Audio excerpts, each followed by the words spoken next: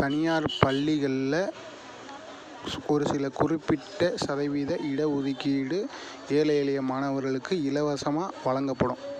அப்படி வழங்கப்படக்கூடிய விண்ணப்பம் அடுத்த வாரத்துலேருந்து கண்டினியூ ஆகுது. எல்லோரும் பயன்படுத்திக்கோங்க. இது எப்படின்னா, கட்டாயமாக தனியார் பள்ளிகள் இலவச இடஒதுக்கீடு கொடுத்தே ஆகணும். அது நிறைய பேத்துக்கு தெரியறதில்ல. கண்டிப்பாக நீங்கள் போய் அணுகுனீங்க அப்படின்னா, இந்த மாதிரி என்னோடய குழந்தைய படிக்க வைக்கணும், உங்கள் ஸ்கூலில் இந்த ஃபீஸு கட்டாமல் படிக்க வைக்கிறது, இலவசமாக படிக்க வைக்கிறது அப்படின்னு சொல்லி கேட்டிங்கன்னா அதுக்கு விவரங்கள் சொல்லுவாங்க. அப்ளிகேஷன் கொடுப்பாங்க. ஆதார் கார்டு, பேங்க் புக்கு, நீங்கள் டேக்ஸ் கட்டுறவங்களா இருக்கீங்களா இல்லையா அதெல்லாம் வெரிஃபை பண்ணிவிட்டு உங்கள் குழந்தைக்கு இடஒதுக்கீடு கண்டிப்பாக கொடுப்பாங்க. கொடுக்கலைன்னா நீங்கள் மற்றவங்கள்ட்ட போய் புகார் அளிக்கலாம்.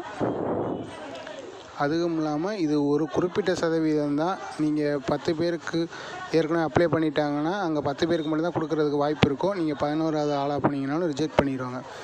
இது யாரும் வெளிப்படையாக சொல்ல மாட்டாங்க. அதனால் இது பெரிய விஷயம்.